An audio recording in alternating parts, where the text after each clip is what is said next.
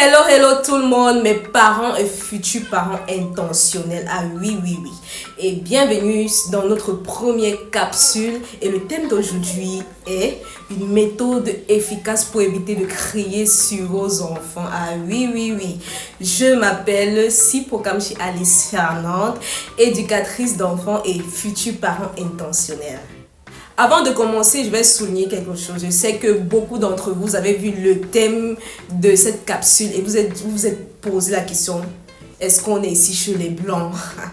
Mais laissez-moi vous dire, j'appelle ici, ce sont des capsules où j'appelle à l'attention des parents et futurs parents intentionnels. Donc tout ce que nous faisons ici, c'est de façon intentionnelle. Si tu n'as pas envie de faire cela intentionnellement, tu n'auras pas de résultat. C'est vrai que nos réalités ne sont pas les réalités en Occident. Nous, on a vraiment des déphasages dans l'éducation, dans les mentalités et tout.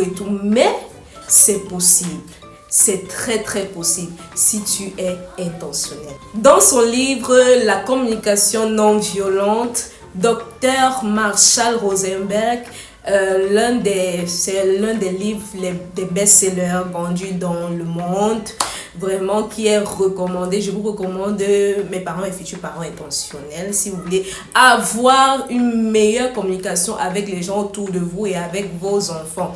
Il recommande dans ce livre, quand vous voulez commencer une conversation, pour que ça ne dégénère pas, ça ne part pas dans tous les sens, commencez par des faits. Et comme nous sommes dans des capsules, une capsule qui parle d'enfants, kids vibes, oui, nous mettons l'accent ici sur les parents et les enfants. Donc pour avoir une meilleure communication avec vos enfants, il faut aller sur la base des faits. Exemple, si vous avez demandé à votre enfant par exemple de ranger la chambre et quelques minutes après vous êtes venu et il ne l'a pas réellement fait, il ne l'a pas fait, il y a tout le désordre, les chaussettes par-ci, les chaussures par-là. Et si vous voulez ne pas crier, si vous voulez ne pas hausser le ton, qu'est-ce qu'il faut faire? Allons sur la base des faits. Exemple, je vois des chaussures ici et ce n'est pas rangé. Tes chaussettes traînent encore au sol. C'est différent de exemple. Je t'ai demandé d'arranger cela, tu n'as pas fait depuis le moment. C'est quel désordre? Tu es désordonné, tu es têtu. Comment je vais parler combien de fois ici dans cette maison? On m'entend partout. Cet enfant, vraiment, tu me casses la tête. Là, tu es en train de faire une interprétation et quand l'enfant va ressentir le ton de ta voix, il va se braquer, il va avoir peur et il ne va pas vraiment prendre cela en considération. Alors que quand tu parles sur la base des faits, je t'ai demandé de ranger ces chaussures et je les vois encore au sol. Qu'est-ce qui s'est passé? Après les faits, Marshall Rosenberg nous invite à exprimer nos sentiments. Exemple, bon, je range toujours cette maison et je le fais avec tout mon cœur. Mais quand je vois ce que tu fais, ce désordre-là, en fait, je suis fatiguée. Ça me fatigue. Parce que j'ai pris mon temps pour le faire. Mais tu veux encore que je vienne faire. Tu n'as pas pitié de moi. Oui, je suis fatiguée, ça m'agace. Oui, ça m'agace. Je te demande de ranger, tu ne ranges pas. Mais est-ce que c'est bien?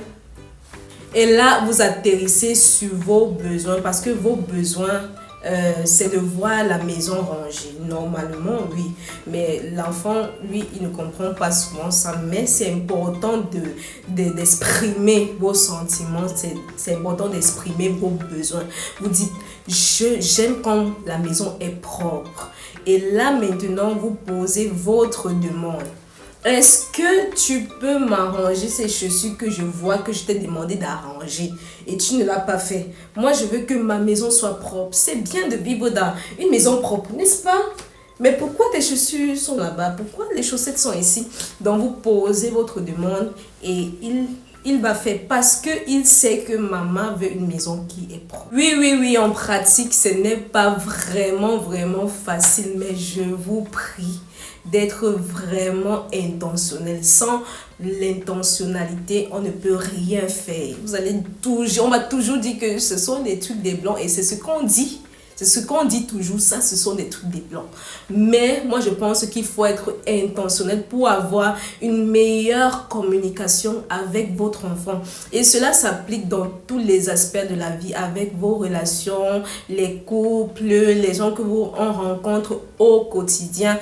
Cette communication non violente qui part sur des faits évite vraiment d'être à la fin blessé et frustré à cause des réactions qu'on a vis-à-vis de quelqu'un qui a posé un acte. Nous voilà à la fin de notre capsule. J'espère que vous avez aimé cette vidéo et je vous donne rendez-vous pour une prochaine fois. Soyez connectés, mes parents, mes futurs parents intentionnels. Bye bye.